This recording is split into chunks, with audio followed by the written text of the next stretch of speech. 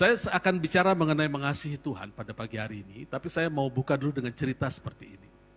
Sekitar 20 tahun yang lalu, saya diajak untuk buka gereja. Di situ saya memberitakan begitu kita perlu sekali menikmati kasih Tuhan. Dikasih Tuhan, dikasih Tuhan, dikasih Tuhan. Bagaimana pentingnya dikasih Tuhan, dan kita menikmati dikasih Tuhan. Karena Tuhan mengasihi kita, sangat mengasihi kita.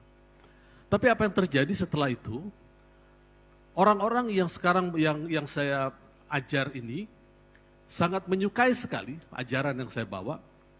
Tapi ada satu hal yang membuat kami sedih semua gitu ya. Kalau mereka ini kena masalah, selalu kalah.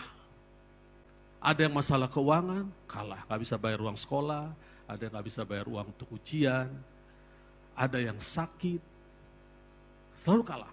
Pada akhirnya mereka teriak, minta bantuan. Ini orang-orang yang dikasih Tuhan dan menikmati pengajaran kasih karunia. Ini sebagai gembala saya terus terang merasa ini gimana ya gitu ya. Apakah kasih karunia hanya milik orang-orang yang berduit gitu kan? Akhirnya Tuhan kasih hikmat kepada saya.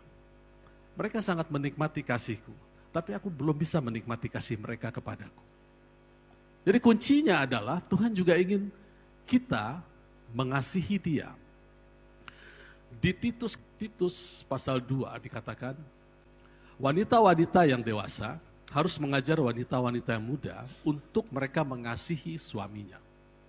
Tapi di situ diajarkan, ini juga gambaran bahwa kita yang sudah lebih dulu di dalam pelayanan itu juga harus mengajarkan jemaat untuk mengasihi Tuhan. Dan ternyata itu kuncinya. Dan puji Tuhan setelah saya diberikan pewahyuan oleh Tuhan, lalu metode pengajaran juga Tuhan supply, akhirnya terjadi perubahan yang sangat drastis. Ada yang cuma tamat SMA bisa menjadi CEO di perusahaan.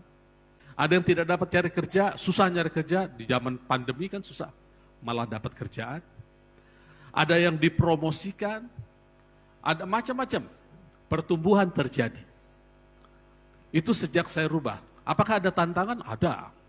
Ada orang bilang nanti, satu dua orang lah bilang, Pak Cepi udah gak grace lagi. Udah keperbuatan dia. Mereka lupa bahwa iman itu adalah perbuatan. Iman tanpa perbuatan adalah mati. Sebetulnya kita tidak usah buka Alkitab saja, kita tahu bahwa percaya itu kata kerja, saudara ya. Iman itu kata benda. Jadi dua hal yang berbeda nih. Yang satu kata kerja, itu kata benda. Kalau kita mempercayai iman, otomatis maka iman itu menjadi pekerjaan, perbuatan. Contohnya gini, sukses itu kata benda, kata keadaan. Tapi setiap kita yang percaya ingin sukses, otomatis kita kerja keras, jadi pekerjaan. Kalau ditanya kenapa nak bangun pagi-pagi? Mau kerjain PR, mau buat tugas, mau jadi juara satu. Jadi pekerjaan, jadi perbuatan tuh. Tapi sebetulnya dipicu atau di-trigger dari ingin sukses. Demikian juga dengan iman. Ketika kita ingin sembuh, Tuhan sudah menyediakan kesembuhan, maka kita bekerja work out, mengerjakan kesembuhan itu.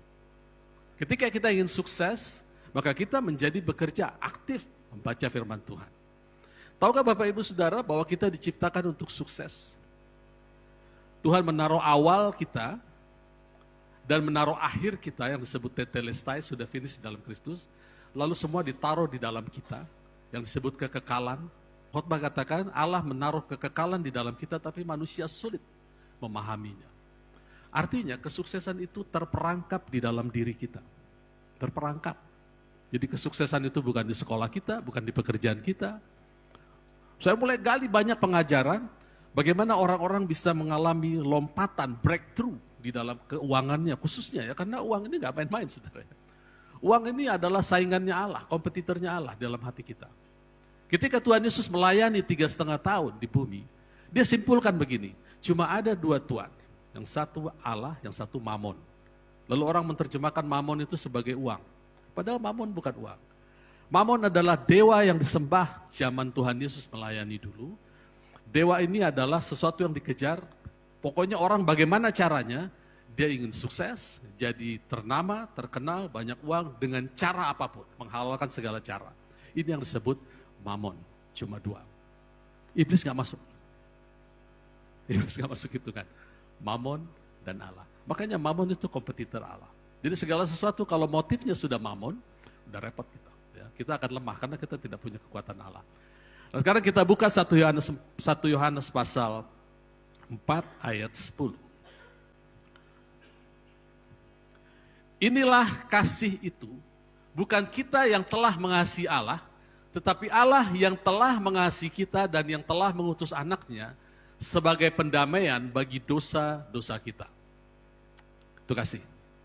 Yang saya katakan dulu, saya terlalu banyak menekankan ini, sehingga akhirnya jemaat yang saya layani, tanda kutip, lumpuh. Karena mereka tidak baca di 1 Yohanes 5, kita buka sekarang, 1 Yohanes 5 ayat 3, sebab inilah kasih kepada Allah, yaitu bahwa kita menurut perintah-perintahnya itu tidak berat. Menurut kepada perintahnya. Ini bagian kita. Ya. Kita buka lagi, Yohanes 14 ayat 21. Ya, betul, ini dia. Barang siapa memegang perintahku dan melakukannya, di dalam bahasa Inggrisnya, barang siapa yang memiliki perintahku dan menyimpan di dalam hatinya, ya, jadi menyimpan dalam hati, mengucapkan firman itu adalah melakukan firman. Ya. Dialah yang mengasihi aku. Dan barang siapa mengasihi aku, ia akan dikasihi oleh Bapakku, dan aku pun akan mengasihi dia, dan akan, bahasa Inggrisnya mengatakan, memanifestasikan diriku kepadanya. Ini yang missing di banyak orang Kristen. Ketika mereka sakit, mereka tidak dapat manifestasi kesembuhan. Ketika mereka kekurangan uang, mereka tidak dapat memanifestasikan kelimpahan dari Tuhan. Tuhan Yesus tidak pernah miss. Waktu Tuhan Yesus suruh bayar pajak, dia tidak cari ke bank atau tidak minta sama Petrus. Petrus disuruh mancing, ambil uang dari mulut ikan. Artinya memang uang tidak bisa mengatur kita. Tentu kita ingin semua bahwa Allah memanifestasikan apa yang kita baca menjadi kenyataan dalam hidup kita. Ya, kesembuhan, kelimpahan, hubungan baik, umur panjang terutama, ya, kesehatan. Jadi bukan hanya kesembuhan, kesehatan. Tentu kita ingin. Itu semua tidak lain dan tidak bukan adalah manifestasi dari firman Tuhan. Nah sekarang karena kita kurang sabar, banyak anak-anak Tuhan, khususnya hamba-hamba Tuhan yang berdiri di mimbar, ya, yang juga miss seperti ini, kehilangan manifestasi, lalu mereka melihat fakta, mereka mulai membawa fakta ke tengah-tengah jemaat. Misalnya saya berdoa sesuatu, lalu tidak dapat jawaban. Terus saya lihat faktanya tidak sama dengan Alkitab. Lalu saya mulai bikin doktrin sendiri, teologi sendiri. Oh ternyata janji Tuhan di dalam Kristus itu ada 3. Ya, tidak, dan tunggu. Nah ini opini namanya saudara. Kebenaran mengatakan janji ya Allah di dalam Kristus, ya dan amin. Cuma 1. Tapi dibuat opini. Ada lagi yang seniman, bikin lagu lagi. Tuhan tidak selalu menjawab doa. Itu opini saudara. Apakah itu benar? Itu fakta. Tapi itu bukan kebenaran, itu opini. Kalau kita tanamkan itu membahayakan kita. Tuhan senang-tenang aja. Karena bagi Tuhan semua sudah selesai. Sekarang Tuhan menantikan kita datang ke level firman-Nya. Makanya waktu manusia berdosa, ya, manusia berdosa, Adam dan Hawa berdosa, Tuhan sebagai Bapa tuh khawatir, dia tanya, Adam, di manakah engkau? Gitu kan? Bapak khawatir, dia tanya anaknya, Adam, di manakah engkau? Setelah itu Kejadian pasal 3. Kejadian pasal 4 sampai Wahyu itu adalah cerita soal redemption, penebusan. Di kitab Matius, berita Injil digenapi bahwa Tuhan sudah menyelesaikan semua. Jadi manusia asal mau percaya tidak bahaya lagi. Sehingga Tuhan sekarang tenang. Yang rusuh kita, kalau ada masalah kita bilang, Tuhan, di manakah engkau? Kan begitu jadinya. Terbalik sekarang. Ketika ada hal yang gak enak, Tuhan di mana engkau? Mengapa ini terjadi kepadaku? Itu kita miss. Oleh karena itu, saya terus ajarkan ini kepada jemaat. Karena saya ingin. Dulu istri saya pernah ngomong, di jemaat kami masih belum pindah ke gedung sekarang. Dia bilang, kita lihat nanti, di luar belakang itu akan dipenuhi dengan mobil-mobil. Sehingga yang hujan, jemaat yang kehujanan, bisa datang ke gereja karena punya kendaraan. Dan itu terjadi, saudara. Tapi caranya kami harus ajarkan, saya dan istri harus ajarkan bagaimana mengasihi Tuhan. Ternyata itu adalah pekerjaan kita, satu-satunya pekerjaan. Ya, saudara-saudara yang belum punya kerjaan, saya beritahu kita punya kerjaan di kerajaan surga. Yaitu membaca firman dan mengucapkan dan menekuninya. Ini kesaksian ya, saya ajarkan seperti ini dilakukan oleh jemaat. Mereka yang tidak punya kerjaan tetap bangun pagi, paginya relatif ada yang jam 5, jam 6, jam 7, jam 8. Lalu mandi, bersih, sarapan, dia itu duduk di meja baca Alkitab, mengucapkan firman. Ada seorang bapak yang waktunya sangat singkat karena harus antar anaknya. Setelah baca firman, lalu diantar anaknya pakai motor, pakai helm, di dalam helm itu dia mengucapkan firman. Kan gak ada orang dengar mengucapkan firman. Ini pekerjaan, saudara. Dia lakukan ini berhari-hari, sampai akhirnya dia dapat posisi yang bagus. Jadi banyak hal-hal manifestasi firman Tuhan itu kaget-kaget gitu, saudara. Kalau kita tahu bagaimana mengasihi Tuhan. Jadi mengasihi Tuhan dan dikasihi Tuhan itu dua hal yang berbeda. Kita harus masuk ke dua-duanya. Kita dikasihi Tuhan membuat kita pindah dari alam maut ke dalam terang kerajaan anaknya. Tapi pindah di situ kita bisa diam aja. Kita mengasihi Tuhan membuat manifestasi kerajaan terang itu keluar dalam hidup kita. Jadi dua hal yang berbeda. Ya, saya ulang lagi. Ketika kita percaya kasih Tuhan, kita menerima kasih Tuhan, kita dipindahkan. Itu aja udah hebat, saudara. Kita dipindahkan, udah nggak usah takut mati lagi. Mati cuma pindah alam aja. Gak ada sakratul maut. Kita bukan orang-orang yang antri ke liang kubur. Sekarang kan banyak diajar gitu. Sudah dibilang kita tidak akan mati, kita hanya buka kostum duniawi, lalu bersama dengan Tuhan. Gitu, ya. Nanti kedatangan kedua kali Tuhan Yesus, kita turun bersama Kristus. Kristus turun, bukan kita yang naik. Kristus turun, lalu kita dikasih tubuh yang baru. Untuk apa, saudara? Tinggal di bumi. Karena tubuh itu adalah kostum untuk tinggal di bumi. Kalau kostumnya tidak berfungsi, kita disebut meninggal. Sama dengan di bulan itu ada kostumnya. Kalau kita nggak pakai kostum, kita meninggal. Itu sebabnya orang yang tubuhnya berhenti berfungsi, entah karena sakit, entah karena kecelakaan, maka dia disebut meninggal. Tapi bagi orang Kristen, dia hanya pindah alam. Jadi nanti dia akan turun lagi, dikasih tubuh. Jadi jangan kita mimpi, kita nanti hidup di surga selamanya. Di Alkitab nggak ada hidup di surga selamanya. Memang manusia diciptakan untuk tinggal di bumi.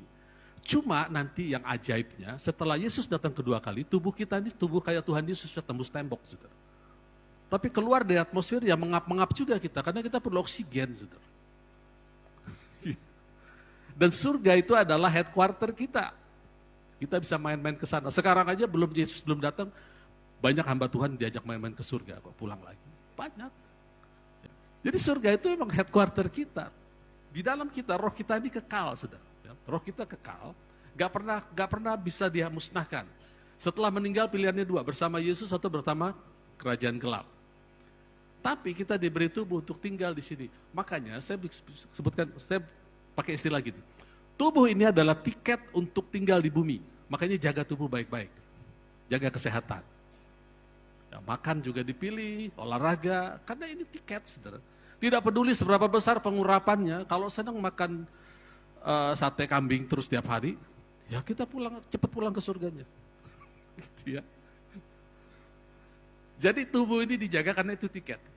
Ya. Oke, balik lagi soal mengasihi Tuhan. Ternyata kunci mengalami Kristus itu adalah mengasihi Tuhan. Seumur hidup kita, itu sebabnya Tuhan katakan yang terutama dan yang utama adalah kasihilah Tuhan Allahmu dengan segenap pikiran, jiwa, tubuh. Ya itu maksudnya mengasihi Tuhan didefinisikan oleh Yohanes 14 ayat 21 ini. Tidak sulit, saudara. Memiliki firman, lalu menyimpan di dalam hati. Simpan terus. Sampai dia bermanifestasi. Pada saat kita mengalami masalah, yang keluar dari roh kita, ini kan spirit container spirit. Ya, firman Tuhan adalah spirit. Pada saat kita punya masalah, ditekan, yang keluar tuh firman atau makian. Itu tergantung deposit kita. Kalau kita deposit firman banyak, kita mengasihi Tuhan, kita nggak khawatir. Ada masalah, yang keluar adalah firman.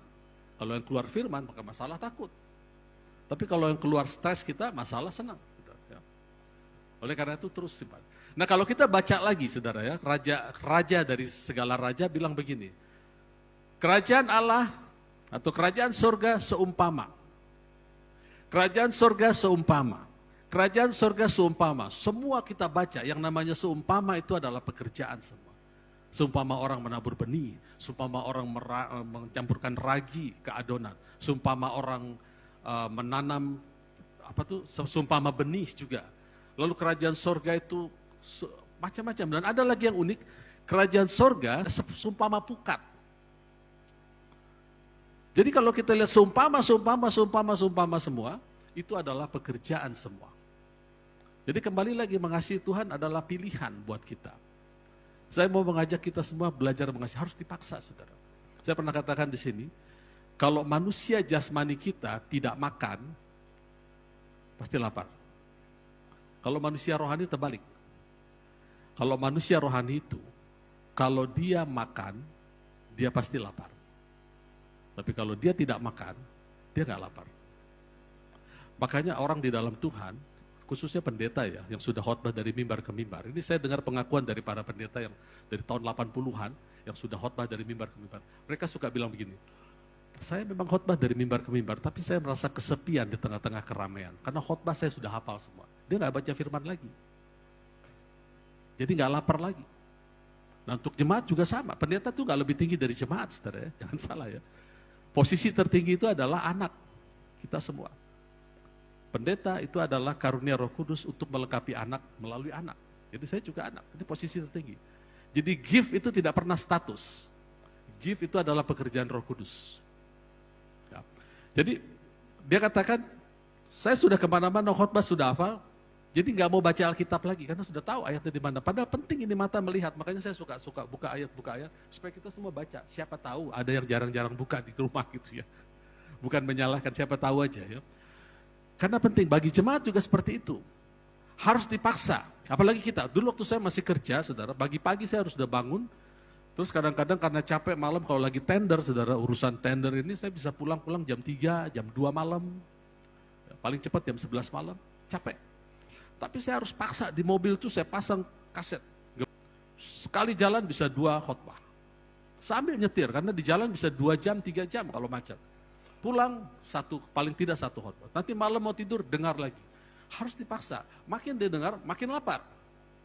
Tapi kalau sehari saja saya sudah asik ngerjain dulu waktu saya masih jadi engineer. Ya, apalagi waktu saya masih di proyek dulu. Sekali saya asik terikat sama pekerjaan itu, sudah terlupakan ini Alkitab, itu biasanya bablas beberapa hari ke depan udah nggak baca lagi. Jangankan begitu, sekarang aja sudah mengembalakan. Kalau tiba-tiba ada pekerjaan di rumah ada tukang, saya kan tukang ini kan harus dikontrol, saudara ya. Udah akhirnya saya harus bimbing kan, nah itu saya udah nggak baca Alkitab dari pagi, saudara. Ya saya harus dampingi lagi kan. Nah sekali saya terikat sama pekerjaan itu, biasanya 2-3 hari udah nggak baca, itu udah nggak lapar lagi saya. Itu uniknya manusia rohani kita. Jadi harus dilawan, saudara. Mau tidak mau harus dilawan. Setelah pekerjaan agak tenang, baru saya mulai lagi baca lagi. Itu sekali baca, saudara, kayak orang kelaparan. Nggak bisa berhenti, sampai harus diingetin istri saya, makan. Kalau malam, udah malam, tidur. Karena begitu jadinya, saudara. Jadi manusia rohani kita harus kita perhatikan. Dia akan lapar kalau kita baca. Kalau kita makan, kita dengar khotbah. Kenapa harus gitu, Pak? Itu tadi kuncinya. Kan kita ingin manifestasi firman Tuhan. Yang sakit sembuh, yang punya masalah, ada yang masih nyicil rumah, saya katakan bisa lunas sebelum jatuh tempo. Misalnya nyicil 20 tahun, 7 tahun, 10 tahun lunas. Ada yang nyicil kendaraan, karena firman Tuhan katakan jangan kamu berhutang kepada siapapun. Apakah berhutang itu salah? Tidak, karena katanya terlebih berbahagia kalau kita memberi pinjaman. Artinya kita yang meminjamkan kepada orang. Gitu ya. Jadi firman Tuhan itu ajaib. Firman Tuhan hanya bisa dilakukan kalau ada Roh Kudus di dalam kita. Nah, ada satu lagi kata-kata yang sering membuat kita terjebak kepada pola pemikiran yang menurut saya deviasi. Saudara pernah dengarkan begini, bukan kamu yang memilih aku, tapi aku yang memilih kamu. Sehingga banyak jemaat Tuhan, termasuk hamba-hamba Tuhan bilang, bukan aku yang pilih Tuhan, tapi Tuhan yang memilih aku. Saya mau katakan bahwa kata-kata itu hanya untuk ke-12 rasul. Bukan untuk jemaat. Bukan untuk kita semua, untuk manusia pada umumnya. untuk manusia pada umumnya adalah Yohanes 3:16. Karena begitu besar kasih Allah akan dunia ini, maka dia mengaruniakan anaknya yang tunggal, supaya setiap yang percaya, bukan setiap yang dipilih. Setiap mereka yang percaya, mereka tidak mengalami kematian, tapi beroleh hidup kekal. Makanya waktu khotbah Petrus pertama kali, di Kisah Rasul pasal 2 itu, waktu dia berkhotbah, lalu jemaat yang 3.000 orang ini, yang tadinya teriak salibkan dia, mereka bilang gini, Alkitab bilang mereka sangat terharu hati mereka. Dan mereka tanya sama Petrus, kami ini harus apa Petrus, kami harus apa? Lalu Petrus bilang begini, Petrus tidak bilang, kamu adalah orang yang dipilih Tuhan. Tidak. Petrus bilang, bertobatlah, berilah dirimu diperdamaikan. Karena memang kata-kata itu hanya untuk para rasul. Nah, saya buka ayatnya ya, supaya kita ayat demi ayat, ini penting saudara, untuk kita lihat sama-sama, bahwa pilihan Tuhan yang Tuhan katakan, bukan kamu yang milih aku, tapi aku milih, itu hanya untuk rasul, bukan untuk kita. Ya. Untuk kita itu pilihan. Kita buka di Yohanes pasal 6 ayat 70. Jawab Yesus kepada mereka, bukankah aku sendiri yang telah memilih kamu yang 12 ini, namun seorang di antaramu adalah iblis. Nah, dipilih Tuhan aja bisa jadi iblis. Saudara. Jadi hati-hati, banyak orang bilang, bukan saya yang pilih Tuhan, Pak, Tuhan pilih saya. Sombong. Kamu milih Tuhan tanpa kamu sadar. Bahkan Tuhan pilih aja bisa salah. Ini mau menunjukkan bahwa Tuhan tuh milih orang nggak pilih-pilih. Semua manusia tuh rohnya berasal dari dia. Tapi pilihan kepada orang itu sendiri, dia mau milih Tuhan atau milih iblis. Gitu ya. Nah, ada banyak ayat lagi, kita nggak usah buka. Saya mau buktikan begini.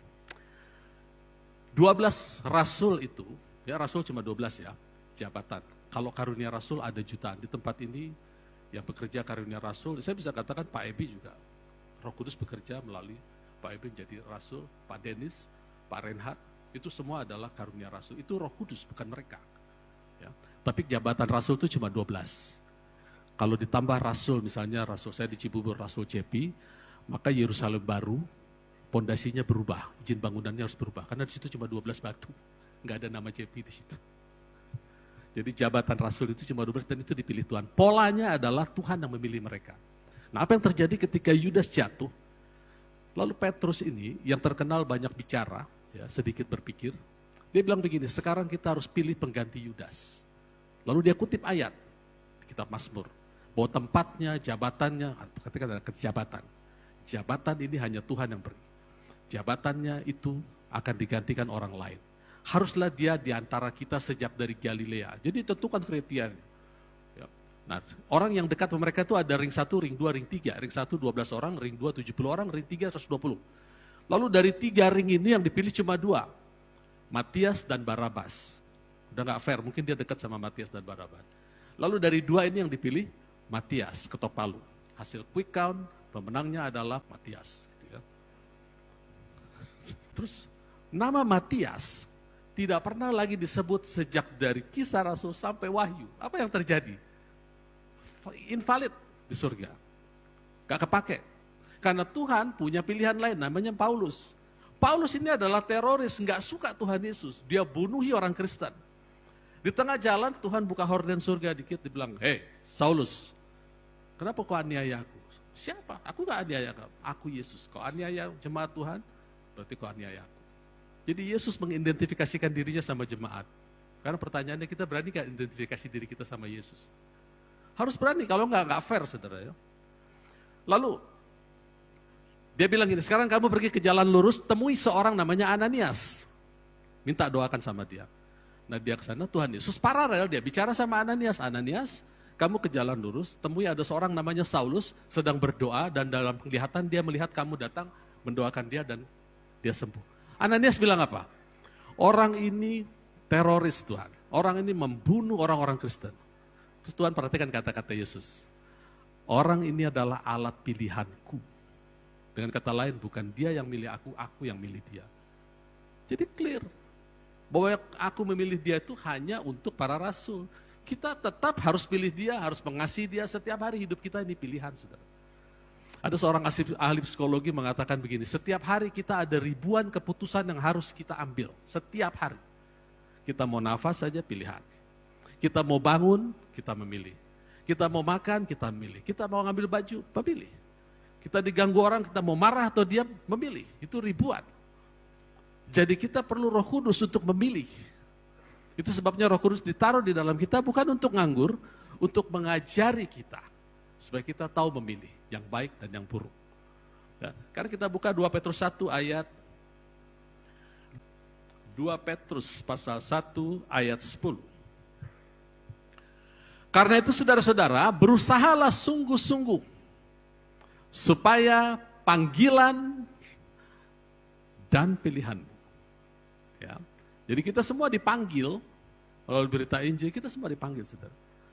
Tapi kita semua harus memilih. Supaya panggilan yang kita dengar dan pilihan yang kita buat itu makin teguh. Sebab jikalau kamu melakukannya, kamu tidak akan pernah tersandung. Amin ya. Jadi itu doa saya, itu kerinduan saya yang saya melihat hasilnya. Bagaimana kalau kita belajar mengasihi Tuhan. Itu sama aja kita belajar untuk memanifestasikan semua janji Tuhan dalam hidup kita. Tahukah Bapak Ibu Saudara bahwa kesuksesan itu ada di dalam setiap ciptaan Allah. Seekor anak burung Raja Wali akan disebut sukses kalau dia bisa terbang. Seekor kuda pacu yang masih kecil akan disebut sukses kalau dia bisa masuk arena pacuan. Sebuah benih mangga akan sukses kalau dia bisa menjadi pohon mangga yang menghasilkan buah mangga. Maka kita seorang anak kecil, maka saya katakan penting sekali, setiap kita akan disebut sukses kalau kita menjadi seperti Kristus. Dan bisa berkata, hidupku bukan aku lagi, tapi Kristus yang tinggal di dalamku. Harus semakin berani mengidentifikasikan diri kita dengan Kristus, karena Kristus sudah berani mengidentifikasikan dirinya dengan kita. Kepada Saulus dia katakan dan dicatat oleh Alkitab, dibaca oleh jutaan jemaat, bahwa Tuhan Yesus bilang, kau ganggu jemaatku, kau ganggu aku. Berani gak kita katakan yang sama? Bahwa hidupku adalah Kristus. Perkataan yang kukatakan adalah roh dan hidup.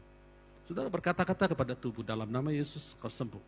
Berkata-kata kepada hidupmu, engkau diberkati, engkau tidak akan pernah berhutang, engkau tidak akan pernah kekurangan finansial. Lalu baca firman, semua ayat-ayat yang menopang perkataan kita. Lalu kita katakan, terima kasih Tuhan, perkataanku adalah roh dan hidup. Itu akan memperbaiki kehidupanku, keuanganku, memperbaiki pekerjaanku, umurku akan panjang. Ketentuan Tuhan adalah 120, paling nggak 90-100 tahun lah. Gitu ya. Tapi yang penting bukan berapa panjang umur kita, berapa manfaat kita dalam kerajaan surga, menghidupi hidup itu. Ya, oke, saya tutup dengan ini. Saya tutup sebelum perjamuan.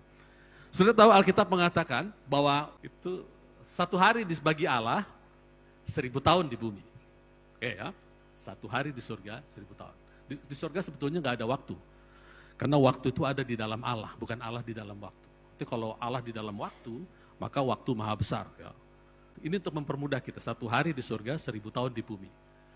Sekarang, kalau umur manusia hanya 120 tahun maksimum, ya Kejadian 6 ayat 3, itu nggak pernah dirubah. Bukan 70, 80 itu sakit-sakitan, itu beda-beda konteks ya. Nah saya hitung-hitung iseng-iseng dengan hitung-hitungan matematik sederhana, berarti 120 tahun itu 2,88 jam. Kita bulatkan aja 3 jam. Ya. Jadi kalau misalnya ada orang lahir jam 10 di surga tuh nggak ada jam, tapi kurang lebih kayak gitulah ya. Jam 10 lahir di surga, 10 pagi, nanti jam 12 siang, dia udah pulang ke surga. Umurnya udah 90 tahun, karena 2 jam itu 90 tahun. Udah kakek-kakek, nenek-nenek. Sebentar, saudara. Ya. Kita yang masih 50 tuh masih 1 jam 20 menit, ninggalin surga. Ya. Kita disuruh main-main ke bumi. 2,88 jam. Untuk apa, saudara? Ada pernah mikirnya, untuk apa kita main? Cuma Tuhan ingin memperkenalkan dirinya ini loh, ada karya penebusan, karya keselamatan. Mengenal aku mengasihimu dan kau juga harus mengasihiku. Nanti setelah kita puas hidup, kita pulang ke surga, meninggal, dibilang orang bilang meninggal, itu pun cuma sementara. Jadi bayangkan sejak karya penyelamatan, sampai sekarang itu kan 2000 tahun. Itu itu baru 2 hari. Saudara. Sebentar sekali. Kalau dari zaman Adam, 6.000 tahun, baru 6 hari. Sebentar sekali. Kita lebih sebentar lagi, saudara. Sangat sebentar sekali. Jadi manfaatkanlah waktu yang cuma beberapa jam ini untuk kita berjalan bersama Tuhan lebih banyak. Jangan terlalu banyak mikirin hidup lah. Nanti malah nggak hidup kita. Tapi kalau kita banyak mikirin hidup yang di sini, hidup kita akan berkelimpahan. Tuhan ingin kita hidup berkelimpahan. Tuhan ingin kita sehat, walafiat, kantong kita juga sehat, kita nggak berhutang, cicilan bisa dilunasi, kemudian dengan tetangga baik, kita bisa memberitakan firman Tuhan sehingga orang bilang, wah ini luar biasa, ini baru orang hidup dalam grace. Nah grace itu adalah sarana untuk Tuhan mengajar kita.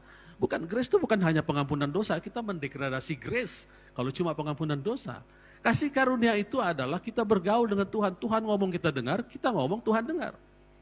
Itu kasih karunia Tuhan. Amin ya. Itu pesan Tuhan untuk kita hari ini, yaitu belajar mengasihi Tuhan. Harus dipaksa saudara ya. Dengan segenap akal, pikiran, akal budi, percayalah. Tidak sia-sia. Kata firman Tuhan bisa sia-sia. Kasih karunia bisa sia-sia. Kristus bisa sia-sia. Iman saudara bisa sia-sia. Tapi satu-satunya yang tidak sia-sia dicatat oleh 1 Korintus pasal 15 adalah jerih payahmu di dalam mengenal Tuhan tidak pernah sia-sia. Kasih karunia masih bisa sia-sia. Firman Tuhan bisa sia-sia karena adat istiadat. Tapi aktivitas kita di dalam mengenal Tuhan tidak akan pernah sia-sia. Amin ya. Saudara sehat, umur panjang, kantong tebal. Ini bukan prosperity gospel, saudara. Emang Tuhan maunya kita prosper. Gitu ya. Saya nggak bisa buka ayatnya semua. Tuhan mau kita makmur. Tuhan mau kita memberi pinjaman, bukan meminjam. Tuhan mau anak-anak kita menjadi terkenal. Ada di Yesaya pasal 59. Tuhan mau kita segala yang baik-baik datang dari Tuhan. Amin ya. Oleh karena itu Tuhan berikan sarana perjamuan kudus untuk kita riset, kita terus riset. Tuhan berikan kita waktu. Waktu itu dibagi dari jam, hari, bulan, dan tahun. Supaya apa sih? Supaya kita hidupnya ada dosisnya. Nggak overdosis. Hari ini ya hari ini, jangan mikirin nanti gimana. Nanti dari hari, bulan, tahun, ada yang disebut ulang tahun. Nggak ada ulang bulan, nggak ada ulang hari. Ada ulang tahun. Kenapa? Untuk kita review lagi tahun lalu kita ngapain. Kalau banyak ruginya, redeem your time. Bahasa Inggrisnya bilang, tebus waktumu. Bahasa Indonesia nggak muncul kata tebus. Efesus pasal 5 bilang, pergunakan waktu. Itu bahasa Inggrisnya bukan pergunakan. Tebus waktumu. Jadi kita ada ulang tahun itu untuk menebus apa yang hilang. Jangan dipikirin lagi. Ke depan lebih baik. Begitu, saudara. Jadi hidup kita tuh nggak overdosis. Makanya waktu itu dibagi-bagi lagi. Amin. Kita belajar.